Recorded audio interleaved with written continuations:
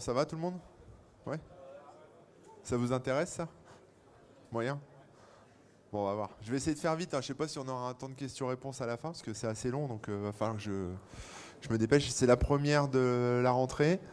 Je l'ai pas testé encore. Enfin, il y a des petits bouts que j'ai testés, mais il n'y a pas tout, donc si je fais vous étonnez pas. Elle n'est pas encore assez rodée. Tu me dis quand c'est bon, Greg? C'est bon? Ok, donc bah, écoutez, je suis ravi d'être là. Aujourd'hui, on va parler de remontée coordonnée de vulnérabilité et plus globalement aussi de bug bounty, donc de cybersécurité, de sécurité informatique. Alors pour ceux qui ne me connaissent pas, je me présente, Manuel Dorn. Vous me connaissez peut-être sous le pseudo de Corben, parce que j'ai un blog que j'anime depuis 2004 qui s'appelle corben.info. Mais là, je suis présent ici en tant que cofondateur de YesWeHack, qui est une boîte qui fait une plateforme de bug bounty, qui fait de la cybersécurité. Et donc, je vais vous parler un peu de tout ça. Et notamment de cybercriminalité. Je ne sais pas si vous avez des notions en cybercriminalité et en sécurité informatique. Mais ce que je peux vous dire, c'est j'ai trouvé des stats cette semaine sur la cybercriminalité. C'est que pendant que je vais présenter ce slide, c'est-à-dire pendant la minute que je vais prendre pour faire ce slide, il y aura eu 1900 nouvelles victimes, business ou perso, enfin ou individus de la part de cybercriminels. Il y aura eu 5500 enregistrements dérobés, hein, donc ça peut être des comptes utilisateurs, des données bancaires, enfin, ce que vous voulez. Et pendant cette minute, il y aura eu 1,13 million de dollars de dégâts. Voilà, au niveau monde. Donc ça, en fait, la cybercriminalité, c'est pour vous montrer que c'est un coût.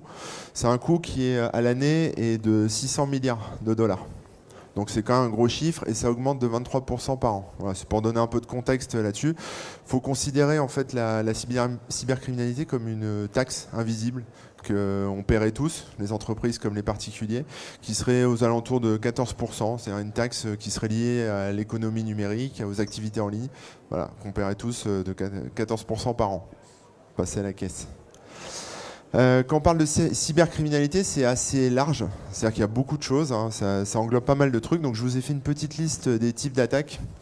On a notamment donc, les attaques physiques et tout ce qui est vol interne. Donc ça, c'est des gens, par exemple, qui sont... Alors, qui est chef d'entreprise ici, ou DSI, ou...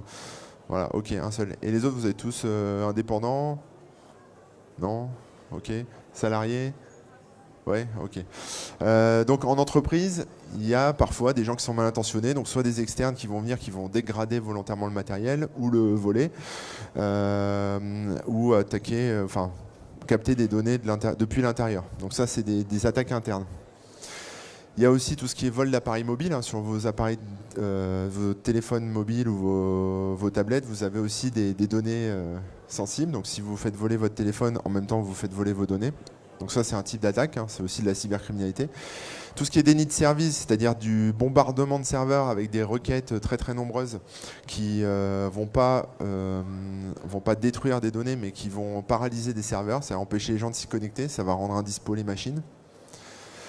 On a bien sûr tout ce qui est spam et phishing. Le phishing, ça permet de récupérer des datas.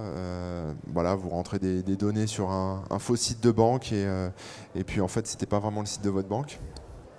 Évidemment, tout ce qui est social engineering, donc ça c'est une technique qui consiste à aller à la pêche aux infos en se faisant passer pour quelqu'un d'autre et donc pour dérober des informations qui ensuite seront utilisées par les cybercriminels pour faire d'autres choses. Par exemple, on pourrait imaginer une attaque en social engineering qui va aller interroger votre fournisseur de forfait mobile. Donc, par exemple, je sais pas, quelqu'un va appeler Orange en se faisant passer pour vous, va pouvoir avoir un duplicata de votre SIM et après va pouvoir récupérer des codes, par exemple, qui vous sont envoyés par votre banque sur votre téléphone parce qu'il aura un doublon de votre SIM. Voilà, donc ça se fait avec des attaques de SE. Il y a aussi tout ce qui est malware, donc ransomware, virus, chevaux de Troie, enfin la totale, quoi. Et celle qui va nous intéresser aujourd'hui, c'est les attaques en provenance de l'extérieur. Moi, je me mets devant l'écran, je suis désolé, je ne sais pas si vous voyez. Les attaques en provenance de l'extérieur qui représentent aussi une grosse partie, c'est-à-dire là ce qu'on appelle du piratage, du hacking, enfin ça dépend le vocabulaire que vous utilisez. D'ailleurs, la semaine dernière, on a eu un exemple, je ne sais pas si vous avez vu, qui est sorti dans la presse, qui concerne British Airways. Donc ça, c'est l'exemple le plus récent que j'ai pu trouver, qui s'est fait dérober 380 000, enfin, les données bancaires de 380 000 de ses clients. Donc ça a été volé comme ça par une faille sur leur site. Donc ça fait mal. Mais 380 000, en fait, c'est rien, parce qu'on a des records du monde. Alors je vais commencer du plus petit au plus gros, j'ai pas tout mis, hein, mais le plus petit, c'était en début d'année, c'était Facebook, qui s'est fait dérober 87 millions de comptes. Donc c'était dans le scandale de Cambridge Analytica. En fait, Cambridge Analytica a siphonné les données Facebook et donc a pu récupérer les datas. Donc ça a touché 87 millions de personnes. Et ça, on le sait parce que Facebook a envoyé des mails à 87 millions de personnes en leur disant vos données ont été compromises, etc., etc. Je sais pas, vous avez peut-être reçu un de ces mails de Facebook. On a ensuite Target, qui est un peu le Lidl américain, chaîne de distributeurs discount, qui s'est fait voler 110 millions de comptes utilisateurs en 2013, donc c'est un peu plus vieux, mais bon, c'est un beau record aussi. On a Equifax, qui est une boîte qui fait de l'évaluation, de tests de solvabilité des gens pour tout ce qui est remboursement, etc., qui est une boîte américaine. 143 millions de comptes en 2017, donc c'est pas si vieux. Il y a eBay, 145 millions, voilà, en 2014. Under Armour, et puis mes petits chouchous Yahoo qui ont mis la barre très très haut avec 3 milliards de comptes dérobés entre 2013 et 2014. Ils ont mis beaucoup de temps à s'en rendre compte et après ils ont mis beaucoup de temps à l'avouer. Donc il s'est passé beaucoup de temps et il y a eu beaucoup de problèmes. Alors est-ce que vous savez ce qui se passe quand une faille est découverte par un chercheur en sécurité ou un cybercriminel ? Il faut bien distinguer les deux. Il y a des gens qui cherchent des failles parce qu'ils sont bien intentionnés et c'est leur passion, c'est leur métier, et d'autres qui cherchent des failles pour les exploiter de manière criminelle. Donc c'est assez simple. Quand une faille est découverte, il peut se passer 4 choses différentes. Soit il ne se passe rien, c'est-à-dire que le chercheur en sécurité ou le badaud qui va passer sur le site va trouver la faille et va passer son chemin parce que ça ne va pas l'intéresser, ou il se dit bon, je vais avoir des ennuis, allez, je ferme les yeux. Le problème, c'est que la faille est toujours là, vous l'avez toujours sur votre site et elle sera forcément redécouverte plus tard. Mais bon. Le deuxième, c'est que la faille est communiquée à l'entreprise. Donc là, c'est quelqu'un qui prend son courage à deux mains et qui fait un mail, par exemple, vous trouvez une faille sur votre banque, vous allez écrire à votre banque en disant j'ai trouvé une faille. Le problème, c'est que souvent la banque prend peur et porte plainte. Donc en général, les chercheurs en sécurité sont plutôt frileux d'établir un contact direct avec la banque ou avec la société. Donc ça, c'est aussi un risque que certains ne sont pas prêts à courir. Après, quand on passe la frontière du cybercriminel, on a des failles qui sont revendues sur le marché noir. Donc vous avez sûrement entendu parler dans les médias du dark web, du darknet, de toutes ces choses qui font très très peur. Il y a des places de marché sur lesquelles vous pouvez acheter des vulnérabilités pour ensuite les exploiter. Donc c'est des vulnérabilités qui peuvent être vendues par exemple à des concurrents de votre société. Et puis après, il y a l'exploitation directe, c'est-à-dire que la personne qui trouve la faille va l'exploiter. Alors soit c'est parce que c'est un cybercriminel pur et dur qui va vous dérober par exemple des informations bancaires puis s'en servir pour aller faire ses courses, ou un chercheur en sécurité un peu maladroit qui va utiliser cette faille pour faire un bel article sur son blog de chercheur en sécurité et qui va ridiculiser entre guillemets votre société en disant regardez, quand je fais clic ici et clic là et que je mets ça dans tel champ, j'ai accès à toute la base des clients de telle société. Donc ça fait plutôt mal et ça nuit à la réputation de l'entreprise. Donc c'est quelque chose qui est à prendre en compte aussi. Alors pour réduire les risques, les sociétés ont plusieurs cordes à leur arc.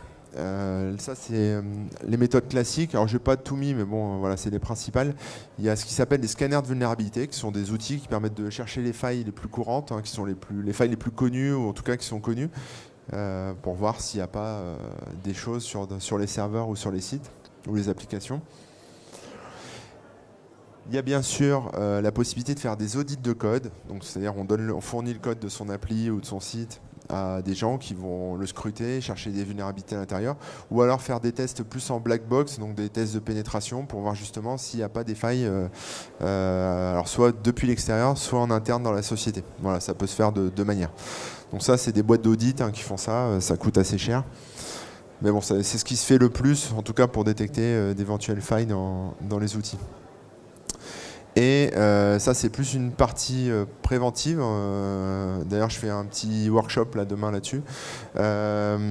C'est du développement sécurisé. Donc l'idée, c'est de former les développeurs pour qu'ils aient les bonnes pratiques et ils sachent, pour que les développeurs sachent sécuriser à minimum leur code. Voilà, donc là, on est plus dans la prévention que dans la réaction. Mais c'est très important aussi.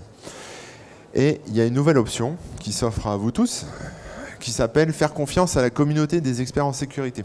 Voilà. Donc ça demande un peu de travail sur soi quand on est une société. Hein. C'est-à-dire qu'il faut accepter le fait qu'on ait des failles, de se dire voilà, que forcément il y a des failles, même si on ne les connaît pas, même si on ne s'en rend pas compte.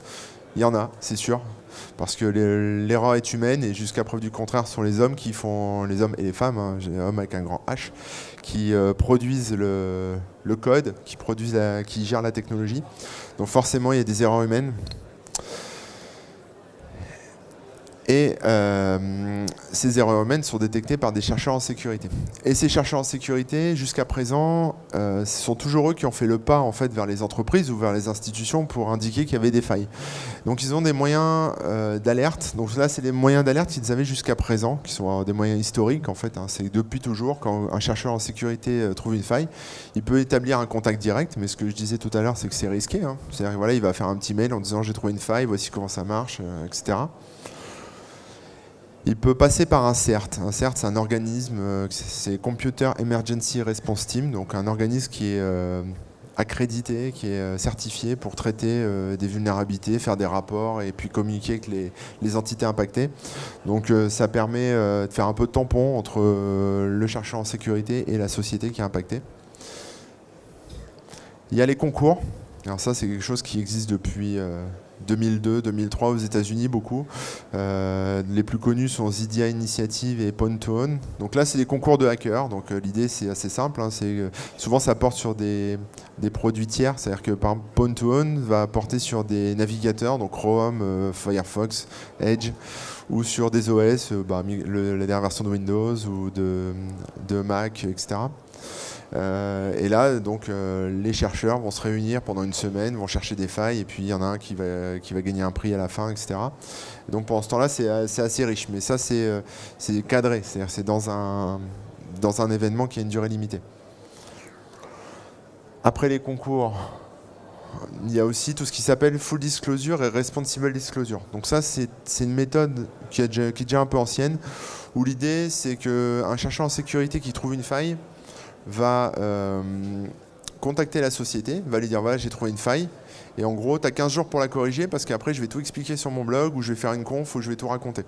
Donc c'est un petit peu l'approche violente, mais c'est le seul moyen de faire bouger les sociétés pour qu'elles puissent corriger vite en fait. Voilà. Donc ça met un peu de coup de boost à la boîte, sinon elle laisse la faille, et puis quand le chercheur balance la faille publiquement, l'entreprise se fait exploiter. Donc c'est pas forcément la solution la plus idéale. Voilà. Donc ça, c'était pour le Responsible Disclosure. Et le Full Disclosure, en fait, c'est carrément on balance direct la faille, on prévient même pas la société. Enfin, elle est prévenue, mais dans la foulée, la faille est publiée. Donc là, c'est la méthode un peu hardcore que certains chercheurs appliquent. Mais il y a une nouvelle approche qui se veut plus douce, plus collaborative, plus équilibrée et moins dangereuse, qui s'appelle le Coordinated Vulnerability Disclosure, donc en gros la remontée coordonnée de vulnérabilité, qui en fait permet d'établir un travail d'équipe entre la personne qui trouve la faille, c'est-à-dire que la faille est découverte par le chercheur, il va prendre contact, fournir un rapport au fournisseur, le fournisseur va qualifier la vulnérabilité. Tout ça, c'est chapeauté par un chef de projet qui met tout le monde autour de la table, c'est-à-dire le chercheur, les fournisseurs, les sociétés qui gèrent le produit. Par exemple, si on prend le cas par exemple d'un routeur Cisco sur lequel il y aurait une faille, il y aura donc le découvreur de la faille, il y aura Cisco qui sera impliqué, mais il y aura aussi Google et Facebook qui seront impliqués parce que c'est eux qui sont les plus gros clients de Cisco, par exemple. Voilà, et tout ça sera chapeauté par un chef de projet. Et ensuite, un plan d'assainissement sera mis en place. Ça sera un peu marketé. Les fournisseurs, enfin les utilisateurs de ces produits vont les patcher en premier. Tout ça, pour l'instant, c'est pas connu du grand public. Ensuite, on l'annonce au grand public. Donc c'est pour ça que vous voyez maintenant des failles qui sont un peu marketées avec des jolis logos, des jolis noms. Ça a commencé avec Heartbleed. Et puis dans les dernières, il y avait Spectre et Meltdown. Vous avez peut-être entendu parler. Voilà, donc tout le monde et le grand public est prévenu que la faille existe. Donc tout le monde se met à patcher. Enfin, les patchs sont déjà prêts en fait. Donc tout le monde peut corriger, etc. Ça se fait beaucoup plus vite, ça se déploie plus rapidement. Et puis à la fin, voilà, ce travail collaboratif, ça a permis de minimiser, on va dire, le moment entre la faille est découverte et le moment où c'est patché. Voilà, ça permet d'aller plus vite et donc de prendre de court les cybercriminels qui n'ont pas le temps de développer leurs exploits et de pouvoir exploiter les failles. Mais alors, voilà, ça c'est une manière de faire, qui est la nouvelle manière, on va dire. Et la question maintenant, si vous êtes dans une société, c'est comment vous, en tant que société, vous pouvez tendre la main à la communauté des hackers. Et là, pour ça, il y a 2 méthodes. La première, elle est très simple à mettre en œuvre. Vous pouvez le faire limite pendant que je fais ma presse. Ça va aller très vite. Ça s'appelle le security.txt. C'est un fichier texte que vous pouvez générer en allant sur un site qui s'appelle securitytxt.org, qui en fait est en train de devenir une RFC, donc un référentiel commun, qui en fait permet de structurer des informations relatives à la remontée de vulnérabilité. Je pose pour la photo. Et en fait, qu'est-ce qu'on trouve dans ce fichier ? Eh bien, on trouve plein de choses. Alors déjà, c'est un fichier qui se place dans le sous-répertoire .well-known et il s'appelle security.txt. Bon, je ne sais pas pourquoi ils l'ont mis dans un sous-répertoire, mais ça aurait été mieux à la racine, mais bon. Voilà, c'est des standards. On en trouve aussi à la racine, donc il faut pouvoir chercher sur les 2 côtés. Mais en gros, dans ce fichier, on trouve des points de contact. Donc, c'est-à-dire, si vous trouvez une faille, vous pouvez la remonter en passant par cette URL ou en l'envoyant à cette adresse email. Il y a la clé PGP pour chiffrer la faille, pour justement éviter qu'elle transite en clair. Il y a la signature aussi pour vérifier que le security.txt est vraiment le vrai security.txt, que ce ne soit pas détourné par un hacker qui aurait pu, quelqu'un qui aurait pu modifier le fichier. Et puis après tout ce qui est policy, donc c'est-à-dire les règles à respecter, et puis éventuellement si la société recrute des experts en sécurité, elle peut mettre une petite offre d'emploi aussi, c'est prévu, il y a un petit champ pour mettre une offre d'emploi. Donc ça c'est quelque chose que vous pouvez faire très rapidement. Le générateur s'appelle securitytxt.org. C'est pas moi qui l'ai fait, c'est un truc qui a été développé par un chercheur en sécurité indépendant.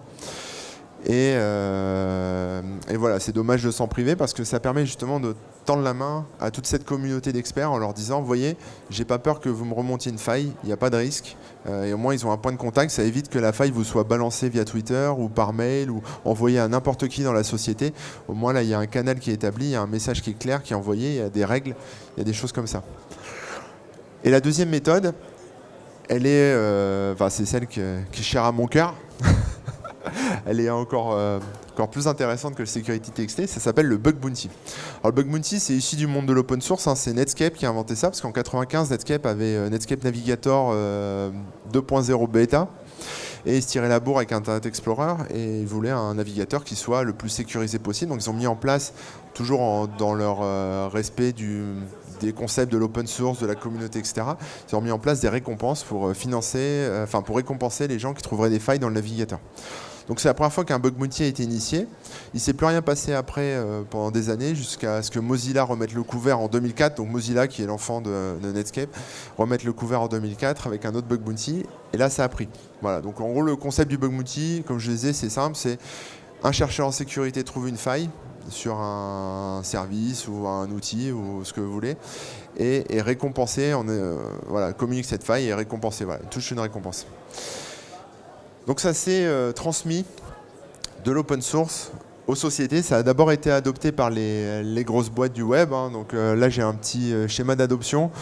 Donc Mozilla 2004. Et puis à partir de 2010, Google et Facebook s'y sont mis. Etsy aussi. Et puis à partir de 2013, de plus en plus de boîtes s'y sont mises, donc des grosses boîtes comme Microsoft ou des boîtes plus traditionnelles comme United Airlines et comme Western Union ou Mastercard, donc des sociétés qui ne sont pas des sociétés technologiques en tant que telles, mais qui sont mises au bug bounty pour justement être proactifs par rapport à leur sécurité et avoir des retours sur leurs failles avant qu'elles ne soient découvertes et exploitées par des cybercriminels. Et donc tout le monde s'y est mis. Alors là, c'est que des boîtes américaines, mais Même l'armée américaine s'y est mise, donc c'est pour vous dire à quel point l'armée qui est réputée très sensible sur tous les sujets de sécurité, bon, il y a quand même des conditions, il faut être américain, il faut envoyer son passeport, enfin il y a plein de trucs à respecter. Mais ils ont lancé Axe the Pentagon, voilà, donc on peut essayer de hacker le Pentagone, Axe the Army et Axe the Air Force. Donc ils ont 3 programmes de bug bounty sur différentes branches de l'armée. Et suite à ça, à partir de 2012, il y a eu des plateformes qui se sont créées, des plateformes de bug bounty, qui en fait ont une force, c'est leur communauté. C'est-à-dire que ces plateformes, elles font l'intermédiaire entre une communauté qui est donc rattachée à la plateforme et des sociétés qui voudraient lancer un programme de bug bounty rapidement. C'est-à-dire que quand vous appelez Microsoft ou Google, c'est assez simple. Vous avez beaucoup de gens qui viennent, beaucoup d'experts en sécu, vous avez des pignons sur rue. Mais quand vous appelez, je sais pas, petite boîte, petite PME ou petite boîte, même boîte française, grosse boîte française, vous n'avez pas forcément une communauté d'experts en sécurité. Je sais pas, par exemple, on va prendre le site de la Camif. Je suis pas sûr que les gens qui sont sur le site de la Camif soient des hackers, quoi. Donc ça reste très restreint. L'intérêt de passer par une plateforme, c'est justement d'avoir un gros apport en termes de communauté et d'avoir un outil clé en main pour justement lancer son programme de bug bounty. Donc les premières plateformes qui sont créées sont américaines, c'est HackerOne et Bugcrowd. Et jusqu'en 2014, il n'y avait rien en Europe. C'est absolument le vide absolu, il n'y avait que les Américains, donc très peu de boîtes européennes qui faisaient du bug bounty, à condition de le faire, celles qui en faisaient, le faisaient chez les Américains, pas trop de choix. Donc moi, avec mes associés d'YesWeHack, on a créé une plateforme de bug bounty qui s'appelle YesWeHack, que vous pouvez trouver aussi sous le nom de Bounty Factory, qui en fait a la particularité d'être européenne. Donc ça a plusieurs avantages pour les sociétés, c'est que déjà on est hors du champ de la NSA. Donc ça, en termes de sécurité informatique, ça a un impact à la fois marketing et même réel pour des grosses boîtes qui ont des secrets industriels, par exemple, qui ont des sensibilités en termes de concurrence avec les Américains. On répond aux lois européennes, aux contraintes européennes, voilà, tout ce qui est lutte contre le blanchiment d'argent, lutte contre le terrorisme, etc. Voilà, ça fait partie du truc. On a la plus grosse communauté d'experts en Europe. Et on est capable d'adresser tout type de services, donc site web, applications, tout ce qui est IoT, je sais pas, voiture intelligente, web service, je l'ai peut-être déjà dit. Enfin bon, bref, un peu tout. Ça, c'est la partie où je vous donne quelques stats. Actuellement, en fait, on est capable de faire du bug bounty privé. Donc privé, je ne peux pas communiquer sur les clients. Public, c'est ceux que vous voyez là. Et il manque Blablacar, que j'ai pas rajouté sur le slide, que j'aurais dû. Et globalement, la communauté d'YesWeHack, aujourd'hui, c'est 5000 hunters inscrits sur la plateforme, un peu plus que 5000, qui donc cherchent des vulnérabilités. On a, depuis la création du service, 5000 bugs soumis jusqu'à présent, donc c'est quand même pas mal. Et on a plus de 150 programmes, dont la majorité est en privé. Donc le privé, c'est assez simple, hein, ça fonctionne... Le public, c'est-à-dire que les détails du bug bounty sont connus de tous, et le privé sont les hackers, les hackers bienveillants, les gens de la communauté se font inviter dans le programme. Ça permet à des sociétés de commencer doucement, d'inviter 10 personnes, 20 personnes, 50 personnes, de garder confidentiel leur programme de bug bounty, puis de démarrer doucement, et puis voilà. Mais sachant que le but ultime du bug bounty, le principe même du bug bounty, c'est d'ouvrir à tout le monde. C'est-à-dire que l'intérêt, justement, c'est d'éviter que ça tourne en rond, parce que si on invite 10 personnes et qu'après on ne renouvelle pas ce stock de 10 personnes, enfin voilà, les 10 personnes vont faire le tour sur votre application, vont trouver des failles, puis au bout de 15 jours, ils auront fait le tour, et voilà. L'intérêt d'une plateforme ouverte, c'est que vous pouvez faire tourner les gens, en inviter d'autres, de plus en plus, ou alors en inviter des nouveaux et puis éjecter les précédents, ou alors ouvrir au public, sachant que voilà, plus il y a de monde et plus vous avez de diversité. Alors les bénéfices pour les sociétés sont nombreux. Alors il y a celui qui est le plus évident, c'est-à-dire que voilà, on a un retour sur ses failles, et surtout ce qui est intéressant, c'est qu'on a un cadre légal. Donc ça permet pour une boîte d'améliorer sa sécurité opérationnelle. Voilà, c'est tout simple, hein, c'est le premier principe. Quand vous avez des failles qui vous sont remontées, vous pouvez les corriger. Si on ne vous dit rien, vos failles sont là et elles peuvent se faire exploiter. Donc l'idée, c'est d'être proactif sur ces vulnérabilités et de pouvoir de pas avoir peur, de se dire voilà, j'accepte le fait d'avoir des failles et j'accepte qu'on me les envoie, je récompense les gens en échange, comme ça je les corrige vite et ça évite que ça se retrouve sur le marché noir ou ça soit exploité, etc. L'autre intérêt pour les sociétés qui fonctionnent sur des process de développement agile, c'est que si vous faites des audits, les audits, ça se fait à un instant T sur une release de code bien précise.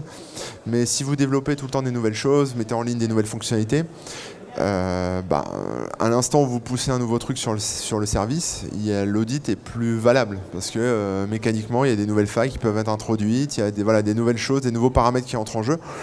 Donc votre audit est plus fiable si, pour peu qu'un audit soit considéré comme fiable, sachant que c'est 2-3 personnes qui vont scruter votre service pendant 15 jours. Donc forcément, ils ne vont pas pouvoir tout voir, tout observer. Voilà, là, ça se fait dans la continuité en fait. C'est-à-dire que le bug bounty, c'est quelque chose qui roule sur le long terme. Et peu importe ce que vous poussez en prod, il y aura toujours des experts en sécurité pour jeter leur œil. Et donc, il y aura toujours des failles à découvrir. Donc, ça permet d'avoir un maintien en conditions de sécurité permanent sur votre application, 7 jours sur 7, 24 heures sur 24.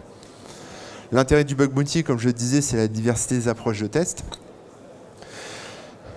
Quand vous faites justement un audit, que ce soit interne ou en passant par un prestataire externe, vous allez avoir des retours, mais ça va être fait par 2 personnes ou, comme je disais, 3 personnes qui vont avoir leur propre expérience, leur propre méthodologie et qui vont avoir le temps qu'elles auront. Donc ça peut être une semaine, 15 jours, quelques jours, peu importe.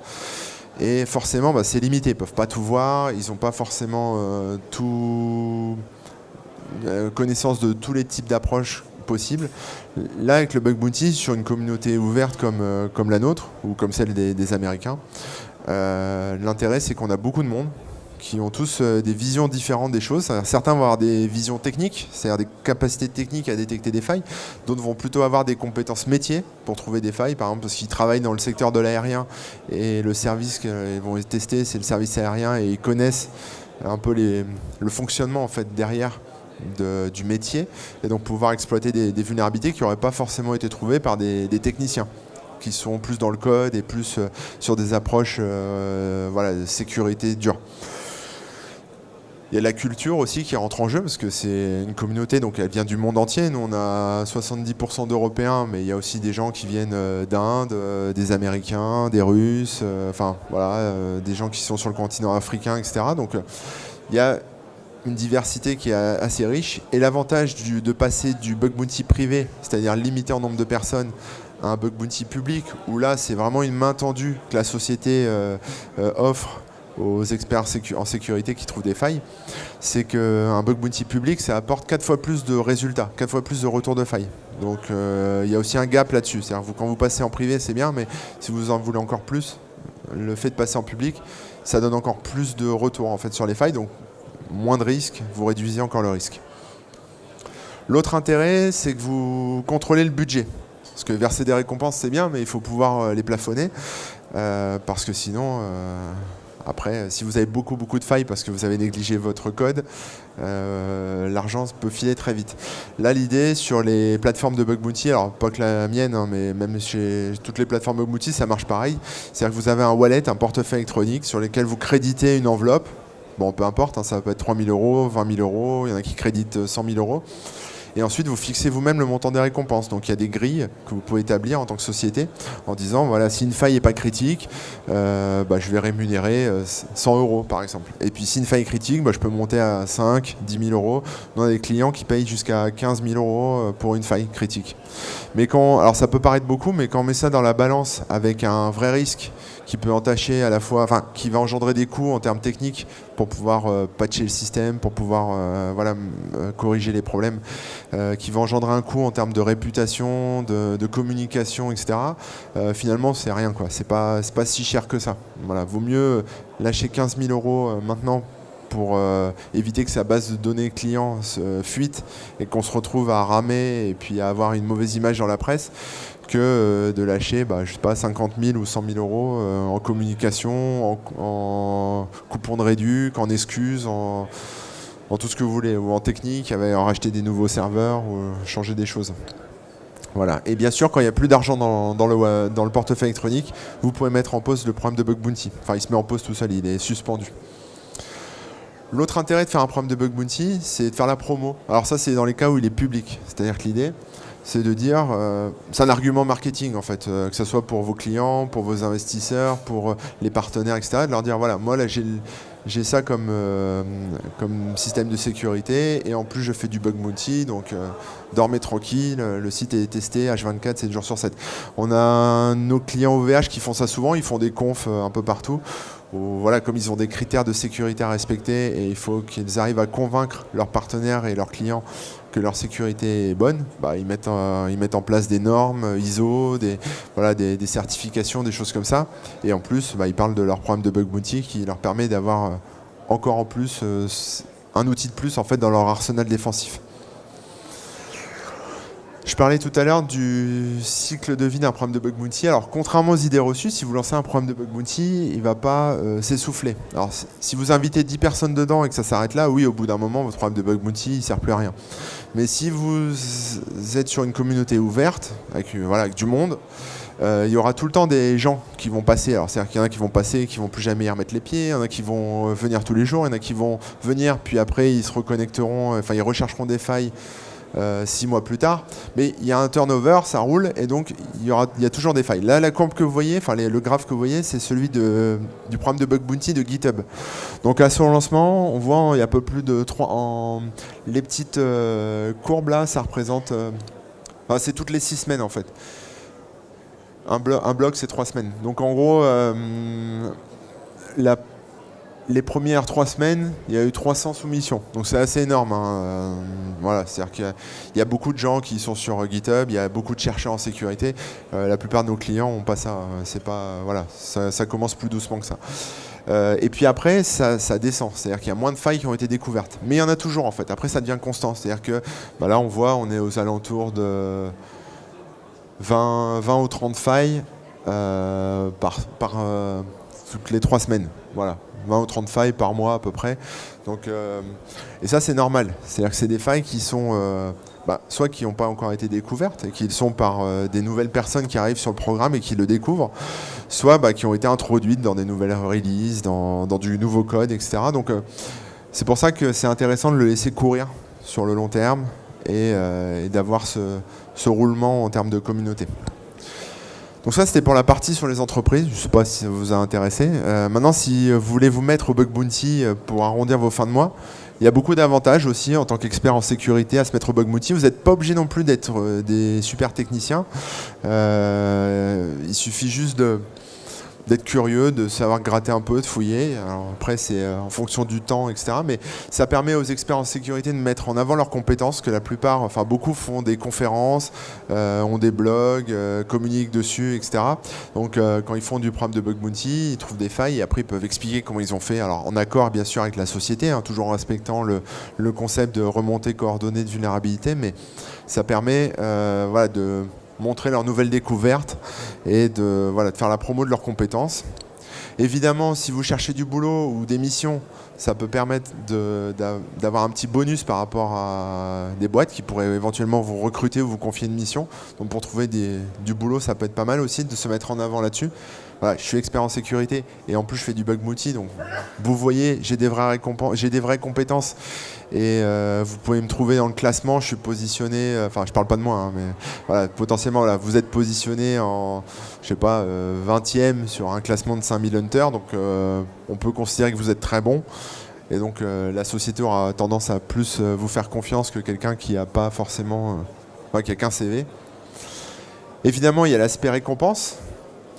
Donc là, ce qui est intéressant, c'est qu'on me dit souvent, le bug bounty, c'est un peu l'ubérisation de la cybersécurité, mais en fait, c'est totalement faux. C'est-à-dire que l'ubérisation, l'idée, c'est de tirer les prix vers le bas.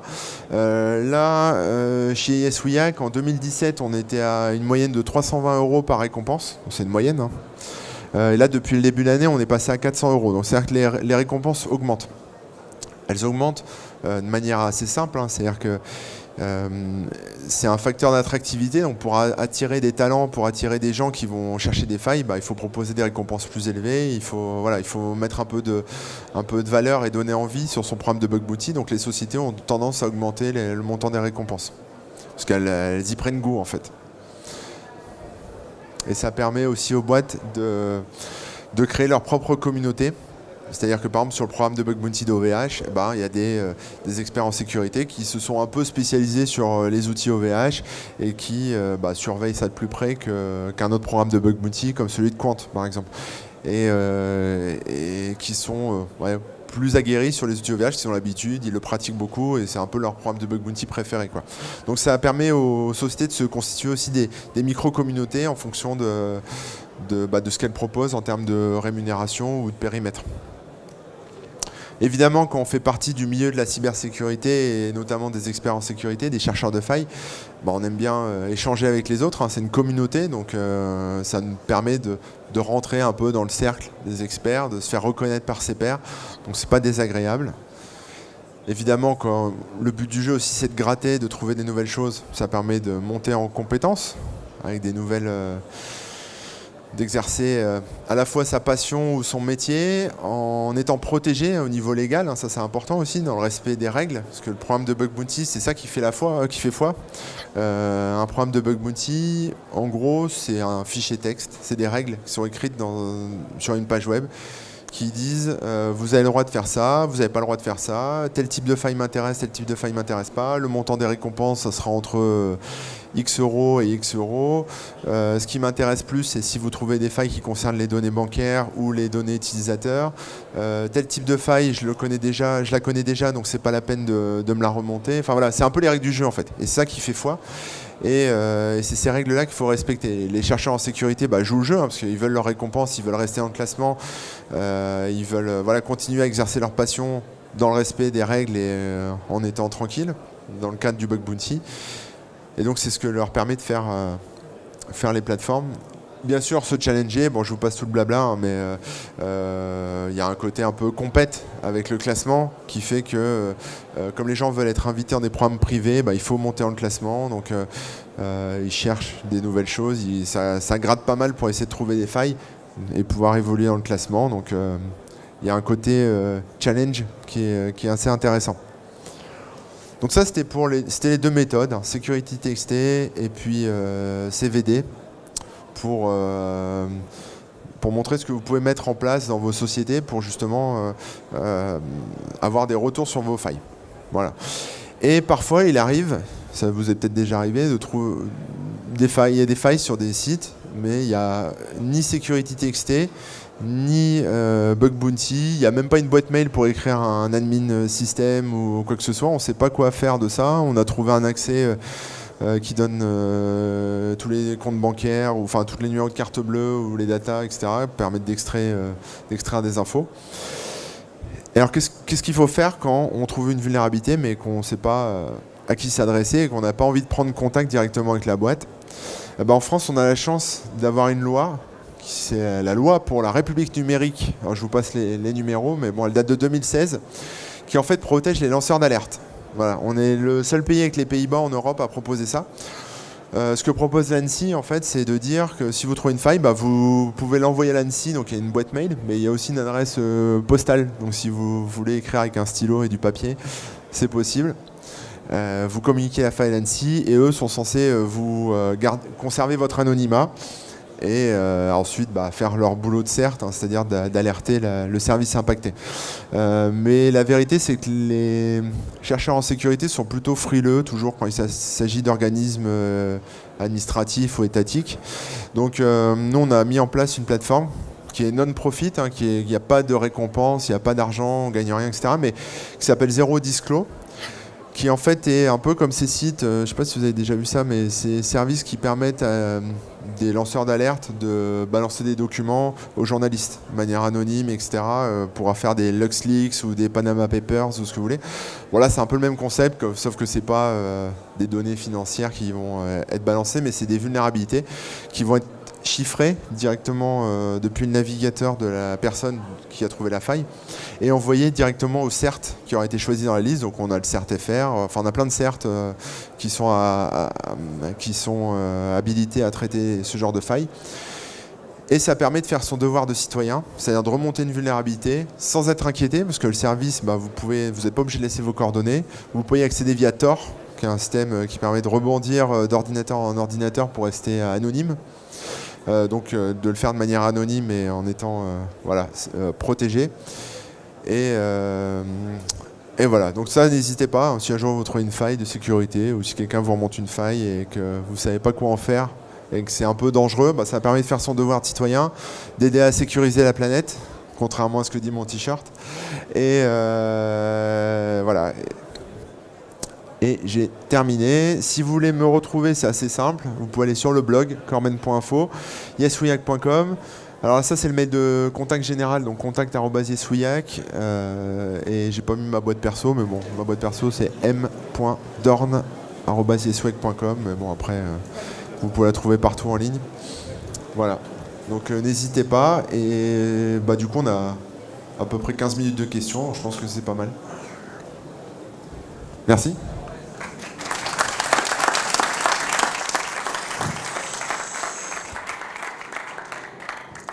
Merci beaucoup Corben. Alors, est-ce que vous avez des questions à lui poser?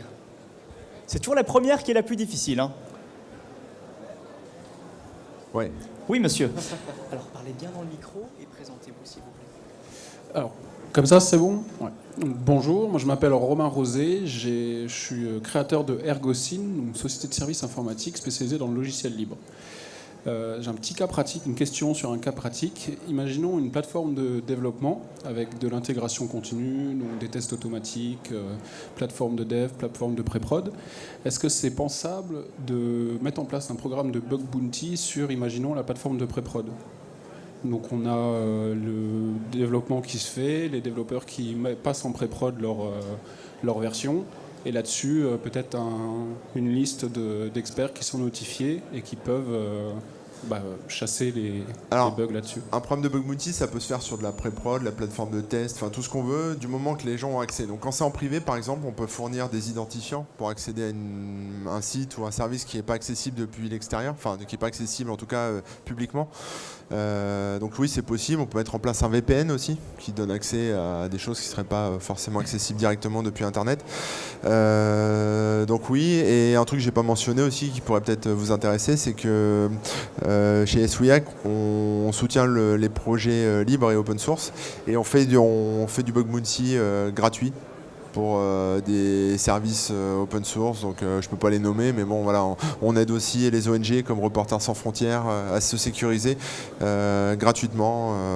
Voilà, c'est-à-dire qu'il n'y a pas de récompenses qui sont en jeu, mais le projet open source ou l'ONG attribue des points pour monter dans le classement ou peut proposer des goodies aussi en plus, mais il n'y a pas de notion financière. Voilà. Donc oui, après ça peut se faire surtout alors ça peut se faire sur de la pré-prod, la prod, des plateformes de test, donc pour peu qu'il y ait les accès, et ça peut se faire aussi dans le cadre d'événements, ce que je disais tout à l'heure, c'est-à-dire que sur par exemple de l'IoT ou des choses qu'on pourrait pas forcément, par exemple si j'ai des Tesla à tester, je peux pas envoyer une Tesla à tous les gens de la communauté, donc ça serait bien, mais j'ai pas les moyens. Donc ce qu'il faut faire, c'est que ce qu'on fait en partenariat avec les sociétés ou dans le cadre d'événements publics, on organise des bug bounty sur site. Donc c'est-à-dire par exemple, on peut mettre une voiture au milieu et puis pendant une semaine ou pendant 3 jours, les hackers vont essayer de trouver des vulnérabilités dessus, et ça permet de faire un contact direct entre les gens de l'entreprise qui vont, des développeurs, les gens qui sécurisent, et puis les chercheurs en sécurité qui seront sur place. Voilà. Donc ça peut se faire aussi dans le cadre d'événementiel, ce qui est pratique pour l'IoT.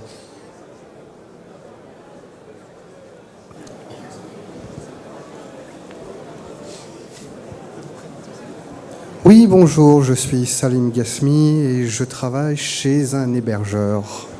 Un de mes clients m'a tenu le discours suivant après lui avoir proposé un programme de bug bounty. Il m'a dit « Non, c'est hors de question, parce que si la faille est mineure, ils vont me l'envoyer à moi et je vais payer, c'est très bien. Si la faille est majeure, vu que je ne paye pas des millions de dollars, elle va se retrouver sur Zerodium ou ailleurs sur le dark web. Je n'ai pas les moyens de rémunérer les grosses failles autant que certaines personnes sont prêtes à les acheter. » Oui, mais ça on me le dit tout le temps, ce genre de truc. Mais en fait, c'est les gens qui sortent cet argument-là ont pas compris un truc, c'est que peu importe qu'il y ait un programme de bug bounty ou pas, un cybercriminel, s'il trouve une faille, il va aller la filer à Zerodium ou la filer et la vendre sur le marché noir. Il n'a pas besoin ni de la permission, ni qu'un bug bounty existe. je veux dire, le risque est là quand même. Donc, qu'il la rémunère ou pas, la faille, qu'il y ait un programme de bug bounty ou pas, le cybercriminel n'en a rien à cirer du programme de bug bounty parce qu'il va toujours se faire plus d'argent en allant le vendre sur le darknet ou en le vendant à je sais pas qui ou en l'exploitant. Là, ce qu'il faut comprendre, c'est que les gens qui font du bug bounty sont des gens qui sont dans une démarche positive, qui sont des chercheurs en sécurité, qui n'ont pas franchi la ligne pour être cybercriminels. C'est pas des cybercriminels, quoi. C'est des pères de famille, des experts en sécurité, voilà, des étudiantes, des étudiants, enfin peu importe. Mais c'est des gens qui ont ça comme passion. Et peu importe que la récompense soit élevée ou pas. Alors évidemment, si c'est élevé, ça intéresse plus de monde. Mais ce qu'il faut comprendre, c'est que le classement qui permet de monter et d'accéder à des bug bounty privés incite aussi les gens à participer à des bug bounty qui ne sont pas rémunérés ou peu rémunérés. Parce qu'une fois qu'ils ont fait le tour des gros trucs, ils commencent à s'ennuyer, donc ils vont commencer à gratter sur les trucs un peu plus petits pour pouvoir gagner des points quand même, parce qu'on peut quand même gagner des points. Donc là, en fait, le raisonnement, c'est vrai que souvent ce qu'on me tient comme discours, c'est de dire ouais, mais si je fais un bug bounty, je vais dire aux gens, les sociétés ont l'impression de dire c'est une carte blanche pour me pirater, mais c'est pas du tout le cas. C'est-à-dire que déjà la carte blanche, les cybercriminels, ils l'attendent pas, ils s'en foutent, ils piratent ce qu'ils veulent. Ils n'ont pas besoin d'autorisation de la société pour faire leur boulot de criminel. Donc ça déjà, voilà, c'est un petit cap à passer au niveau mental, mais bon, voilà, faut le faire. Il faut accepter aussi le fait qu'on ait des failles. Et après, le fait de mettre en place un programme de bug bounty, ça ne va pas empêcher qu'il y ait des cybercriminels qui vont peut-être trouver des failles, les exploiter, etc. Mais ça permet, pour les failles qui seront découvertes, de les patcher rapidement, dans la reconnaissance rapidement, et de pouvoir mieux se sécuriser. Ce n'est pas une solution 100%, il n'y a aucune solution cybersécurité qui est 100% étanche ou 100% on va dire efficace. Il y a toujours, il peut toujours y avoir une faille qui n'est pas détectée. Mais dire que les cybercriminels vont préférer vendre à Zerodium ou je sais pas qui la faille, oui, mais ils n'ont pas besoin, ils ont pas besoin de permission de personne. Donc autant faire un programme de bug bounty. Ça peut pas aggraver la situation, ça peut que l'améliorer. Voilà. Après, je peux venir le voir, le client, il n'y a pas de souci. On peut discuter, je peux lui retourner le cerveau. Alors, on a également une question à l'arrière. Avant-dernière question, avant d'enchaîner sur la prochaine conférence sur la RGPD. Monsieur ? Oui, bonjour, je dirige une petite société spécialisée dans la sécurisation des données numériques. Et j'aurais voulu savoir quelle est l'enveloppe approximative d'un programme de récompense, à supposer qu'on veuille challenger un peu nos solutions, nos infrastructures face à la communauté. On est les moins chers, nous, en Europe, je le dis. Et l'enveloppe, elle est un petit peu en dessous. Alors, je me souviens plus, j'ai plus les derniers chiffres, mais elle est entre 6 et 7 000 euros pour 3 mois. Dans ces eaux-là.